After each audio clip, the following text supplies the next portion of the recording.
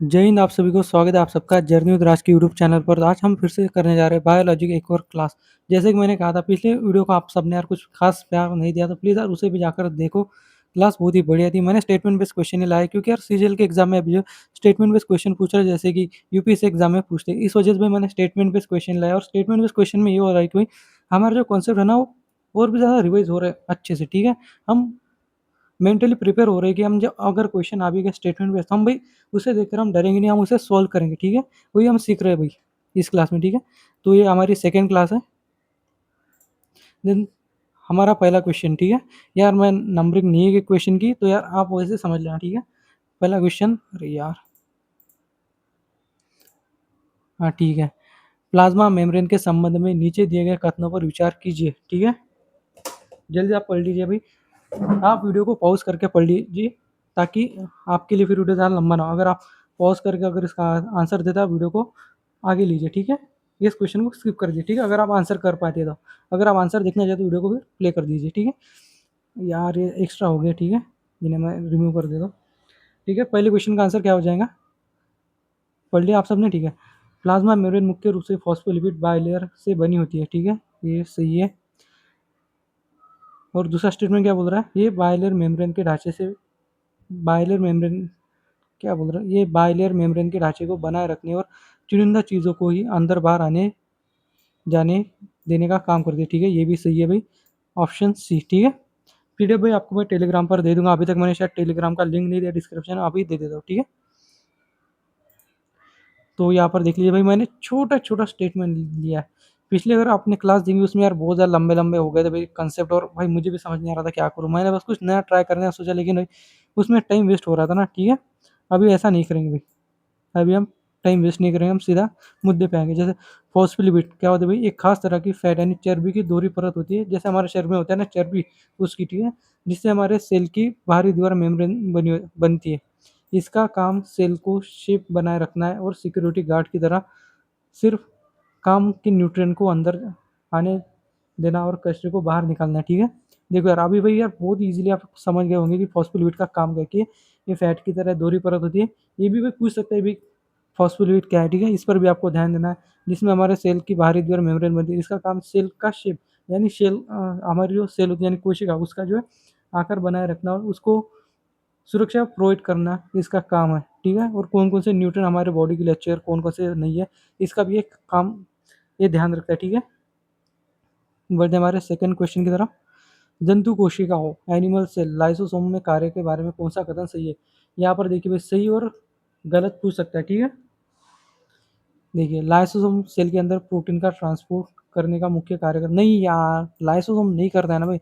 Lysosome भाई suicide bag है। ठीक है, अगर आपने पिछली क्लास देखी तो उसमें बताया बताया भाई लाइसोसोम सुसाइड, ये आत्मघाती थैली है। ये खुद को भी अगर सेल अगर ठीक से काम नहीं करते तो ब्लास्ट हो जाता है। अगर ये गुस्सा भी आ जाता है ब्लास्ट हो जाता है। अगर जब हमारे शरीर में कुछ जख्म विखम हो जाते हैं तो वहाँ पर भी जख्म को क्लीन करने का काम जो लाइसोसोम ही करता है। ठीक है, देन ये हमारा बी ऑप्शन क्या बोल रहे हैं, ये सेल का वेस्ट डिस्पोजल सिस्टम है जो खराब हो चुके ऑर्गेनल को बाहरी बैक्टीरिया और पचाकर सेल को साफ रखता है। हाँ ठीक है भाई, ये सही है। इसका मुख्य कारण सेलुलर, नहीं यार एनर्जी का नहीं है भाई। ये सेल के अंदर लिपिड एंड फैट का निर्माण करता है, ये भी गलत है भाई। ठीक है, ऑप्शन बी। ठीक है, हमारा नेक्स्ट क्वेश्चन है, लाइसोम को सेल का सफाई कर्मचारी, जल्लाद, ये तो मैंने निकनेम लिख दिया, इसे आत्मघाती थैली कहते हैं। जो भी भाई गंदे नाम है ना सिर्फ उसी को दिए। ठीक है, जल्लाद, सफाई कर्मचारी, जो सफाई से रिलेटेड है ना, जो गुंडागर्दी, वो सिर्फ यही करता है। ठीक है, इसके पास 50 से ज़्यादा खतरनाक पाचक एंजाइम होते हैं। सेल में कोई भी फालतू कचरा बाहर आने या बैक्टीरिया दिखाई देते तुरंत उसे खाकर हजम कर देता। ठीक है, ये बहुत क्रूर आदमी होता भी एंड इंपॉर्टेंट होता भी। ये लाइसोसोम का क्वेश्चन है भी, आपको हर एग्जाम में दिखेगा, यूपीएससी से लेकर ग्रुप डी तक लाइसोसोम के ऊपर क्वेश्चन बनते हैं। ठीक है, लाइसोसोम बहुत ज़्यादा इंपॉर्टेंट हो जाता है। नेक्स्ट क्वेश्चन है हमारा, ये देखो भाई, इसके लिए तुम रेडी हो भाई। नहीं यार, बहुत सारे लोग इसके लिए रेडी रहते नहीं है भाई। पता है क्यों, क्योंकि भाई हम जो पढ़ते एक ही पढ़ लेते भाई, W white blood cell.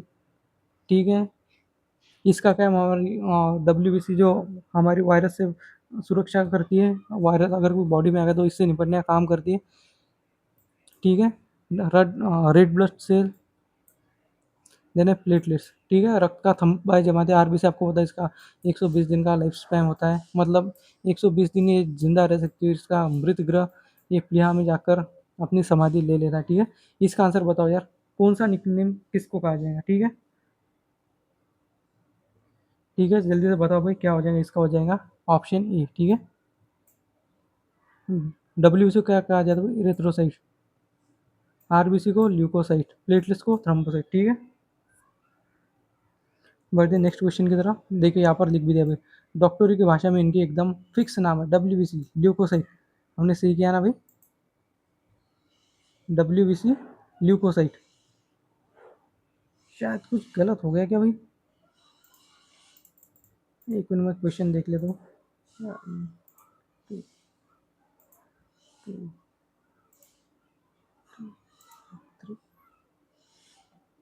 Question का आंसर शायद गलत हो गया क्या भाई, समझ नहीं आ रहा मुझे। हो यार, वही तो मैं बोल रहा हूँ, कुछ तो गलत हो गया भाई, मैंने सीधे सीधे लगा दिए, ठीक है। ये भी हटा लो,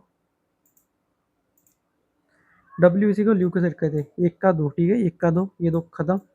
देन डब्ल्यूबीसी को क्या कहते हैं भाई, यहाँ पर देख लिया तो भाई देख लेते हैं ना भाई, ठीक है। दो को एक मतलब इरेथ्रोसाइट, तीसरा प्लेटलेट वो है थ्रोम्बोसाइट, ठीक है भाई। आंसर हमारा सही था, बस ये जो हमने जो लगाए थे ना, ये मिसमैच हो गए थे, ठीक है। इसके ऊपर हमें ध्यान रखना है। ऑप्शन तो सही था, देखो, खून का थप्पा जमाने का काम कौन करता है भाई, प्लेटलेट। ऑक्सीजन धोने वाली इकाई यानी यूनिट कौन है, आरबीसी ल्यूकोस, इम्यूनिटी वाली, ठीक है। ये भाई हमारी बॉडी में इम्यूनिटी या कोई अगर बाहर से वायरस है तो उससे लड़ने का काम करता है। देन है पौधों की सेल वॉल के बारे में दिए गए कथनों पर विचार कीजिए। पौधों की सेल वॉल, पौधों की सेल वॉल यार, इसके बारे में अगर पढ़ा होता, ठीक है, ठीक है। चलो, स्टेटमेंट यानी कथन मत, प्लांट सेल वॉल में सबसे ज़्यादा मात्रा में पाया जाना वाला बायोमोलिक्यूल सेल्यूलस है, ठीक है। एंड सेल्यूलस पृथ्वी पर पाए जाने वाला सबसे प्रचुर मात्रा में उपलब्ध ऑर्गेनिक पॉलीमर है। इसका आंसर क्या हो जाएगा भाई, बताओ जल्दी से कमेंट में यार, मार्कर, ठीक है। और इसका ऑप्शन सी, ठीक है। यहाँ पर देख सकते हो सेलुलोज एक बहुत ही कड़क रेशा यानी फाइबर है। ये पौधों को मजबूती देता है ताकि वो सीधे खड़े रह सके। चूंकि दुनिया में पेड़ पौधे बहुत है, इसलिए ये पूरी धरती पर सबसे ज़्यादा पाए जाने वाला ऑर्गेनिक मटेरियल है, ठीक है। नेक्स्ट क्वेश्चन है हमारा, पौधों में वैक्यूल्स यानी राजधानी की भूमिका में कौन सा कथन सही। यार ये मार्कर भी पता नहीं कहाँ से जाता है, इस पर भी आपको देखना है, ठीक है, कौन सा सही कौन सा गलत। हाँ, जल्दी से भाई कमेंट में आंसर बताओ क्या है, क्या है। ये मुख्य रूप से पत्तियों में प्रकाश संश्लेषण नहीं यार, वैक्यूल भाई वाटर को स्टोर करता है ना भाई, ठीक है। वैक्यूल वाटर को स्टोर करता है, ह्यूमन में इंसानों में थोड़ा छोटा होता है, पौधों पेड़ पौधों में बहुत बड़ा होता है, ठीक है। क्योंकि यार पेड़ पौधों को यार एक ही जगह पर रहते हैं, उनको पानी की ज़्यादा ज़रूरत होती है, तो वो एक ही जगह पर रहते हैं, ठीक है। एंड इनका काम केवल जड़ों को से पानी ऊपर पत्तियों तक नहीं यार, स्टोर करना काम है इसका। ये सेल के अंदर न्यूक्लियस नहीं यार, ऑप्शन बी, ठीक है। यार ये वैक्यूल का क्वेश्चन यार बहुत ज़्यादा ईजी होते हैं, ठीक है। सिर्फ कुछ इस पर पूछता है, कुछ इसके पास है नहीं कि भाई इसके ऊपर बहुत ज़्यादा लंबा क्वेश्चन बनाए या कुछ बनाए। इसके ऊपर आपको ध्यान देना है। ये क्या कहते हैं, वेस्ट प्रोडक्ट को बाकी सेल से अलग स्टोर करके रखता है, टेरेगर प्रेशर बनाए रख कर पौधे को खड़ा रखती है, ठीक है। यही भाई, इसका कुछ लेन देन नहीं है, आपको पता है कि वैक्यूल का काम कौन सा है, आप इजीली कर लोगे, ठीक है। कितना भी हार्ड पूछ ले, ठीक है। प्लांट सेल का वैक्यूल उसका बड़ा गोदाम 90% जगह घर यही घेरता है। ये पानी और न्यूट्रिएंट के साथ कचरे वेस्ट को भी अलग बंद करके रखता है ताकि सेल में जहर न फैले। साथ ही ये पानी के दबाव से सेल को फुलाकर रखता है जिससे पौधा कड़क रहता है, ठीक है। देने पौधे में जाइलम के उत्तक के संबंध में नीचे दिए गए कथनों पर विचार कीजिए, ठीक है। इसका क्या हो जाएगा भाई, देखो मैंने सारे स्टेटमेंट वेस बनाए, मैं चाहता तो मैं वन लाइनर भी बनाता, लेकिन मैंने जो भी स्टेटमेंट वेस बनाया, ठीक है। इससे आपका दिमाग भी खुल जाएगा, अगर आपने जो रटा है आपको पता चलेगा भाई, रट्टा मारने अब काम नहीं चलेगा, अब आपको स्टेटमेंट बेस पर ध्यान देना पड़ेगा, ठीक है। पौधों में जाइलम के उत्तक, जाइलम यानी, हाँ ठीक है, जाइलम यानी उत्तक के संबंध में नीचे गए कथनों पर विचार कीजिए। जाइलम का मुख्य काम मिट्टी से सोखे गए पानी को और मिनरल को गुरुत्वाकर्षण के खिलाफ पौधों के ऊपरी हिस्सों तक पहुंचाना है। स्टेटमेंट टू, जाइलम में ट्रांसपोर्टेशन क्या है भाई, द्विविदिशीय बाय डायरेक्शनल होता है, ये पानी ऊपर और नीचे दोनों तरफ भेजता है। क्या हो जाएगा इसका आंसर? नहीं भाई, स्टेटमेंट टू गलत है, ठीक है। ये ऊपर ही भेजेगा ना भाई, ठीक है। जाइलम जल का ट्रांसपोर्टर। जाइलम क्या है भाई? जल का ट्रांसपोर्टर। ये जड़ से नीचे से पानी रोक सोखती है और जाइलम के ऊपर भेजता है। ये रास्ता यूनिडायरेक्शनल मतलब एक तरफ का होता है। पानी हमेशा नीचे से ऊपर की तरफ बढ़ेगा, वापस नीचे नहीं आएगा, ठीक है। देख सकते हो भाई, आपने यही तक पढ़ा होगा, लेकिन ऐसा आ गया तो भाई काम ही नहीं करता ना दिमाग। अभी काम करने लग गया ना भाई। ये क्या हो जाएगा भाई? यूनिडायरेक्शनल, ठीक है। बाय डायरेक्शनल नहीं, यूनिडायरेक्शनल। नेक्स्ट क्वेश्चन की तरफ बढ़ते हैं हमारे। स्क्लेरन कायमा, ऊतक के बारे में। ऊतक यानी टिश्यू होता है, ठीक है भाई। यार बहुत सारे लोगों को समझ नहीं आ रहा होगा कि ऊतक क्या है। ऊतक को भाई टिश्यू कहते हैं, ठीक है। शायद राइटिंग आने रही, टिश्यू कहते हैं इसे। इसकी कोशिकाएं जीवित होती है और इनमें बहुत बड़े वैक्यूल पाए जाते हैं। स्क्लेरन कायमा, ये कब से भाई जिंदा रहे भाई, ठीक है। ये तो भाई गलत हो गया। देखो भाई, ये भी एक कला है ऑप्शन एलिमिनेशन की, ठीक है।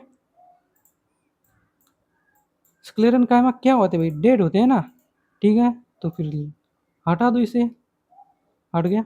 इस उत्तक की कोशिकाएं मृत होती है और लिग्निन जमा होने के कारण इनकी दीवारें बहुत मोटी और कड़क हो जाती है।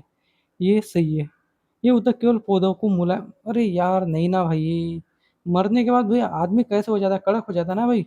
ये मुख्य रूप से हवा को स्टोर करके रखता है। अरे यार क्या है यार भाई। यार कितनी इजी हो रहा है ना भाई। जब आप इसे पहली बार देखते हैं ना भाई, समझ नहीं आता कि भाई कितना हार्ड है, क्या करे, लेकिन नहीं भाई, ठीक है। बहुत ज़्यादा ईज़ी होती है। ये तो भाई सबसे ज़्यादा ईज़ी है वन लाइनर से भी। वन लाइनर में भी हमें दिमाग लगाना पड़ता है, कौन-सा सही है, कौन-सा नहीं है। इसमें तो भाई आपको बस पढ़ के बस थोड़ा ध्यान लगाना पड़ता है, मिनिमम वन लाइनर से कम। नारियल का बाहरी कठोर छिलका यानी हस्क देखा है, वो इसी स्क्लेरन कायमा का बना हुआ है। नारियल का छिलका देखा होगा ना भाई, कड़ा वाला, वो इसी का बना हुआ है, ठीक है। इसके सेल्स मर चुके होते हैं और इनके ऊपर लिग्निन नाम का सीमेंट जैसे कड़क केमिकल जमा होता है, जो पौधे को भयंकर मजबूती देता है। बढ़ते नेक्स्ट क्वेश्चन की तरफ। नेक्स्ट क्वेश्चन क्या कर रहा है अभी हमारा? प्लांट के आंतरिक घटकों के बारे में दिए गए कथनों पर विचार कीजिए। वेसल्स, क्या पूछ रहा भाई? वेसल्स। वेसल्स क्या होते हैं भाई? ये वेसल्स वही का है, मुख्य रूप से फ्लोएम का हिस्सा होती है। कथन टू, जाइलम ऊतक के अंदर वेसल्स के अलावा ट्रैकेट्स और जाइलम पैरेन्काइमा भी होते हैं। इसका आंसर क्या हो जाएगा भाई, ठीक है। एक मिनट में क्वेश्चन देख लेता हूँ भाई। क्वेश्चन हम राइट तो जा रहे हैं ना, ठीक है।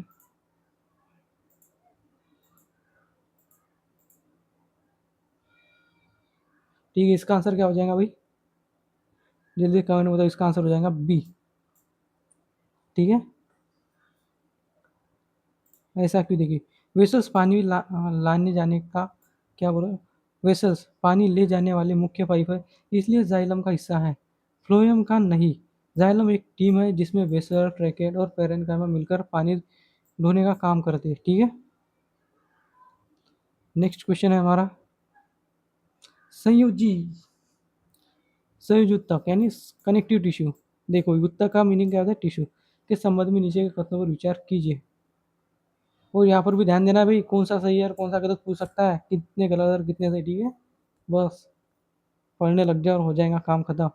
कथन वन, टेंडन्स कंडरा मांसपेशियों को हड्डी से जोड़ते हैं, ये तो ये सबको पता होगा, ठीक है। कथन टू, लिगामेंट्स स्नायु हड्डियों को दूसरी हड्डियों से जोड़ते हैं। कथन थ्री, कांटे उपस्थित हड्डियों में हड्डियों से भी ज़्यादा कैल्शियम सॉल्ट होता है, इसलिए हड्डी से भी कड़क होता है।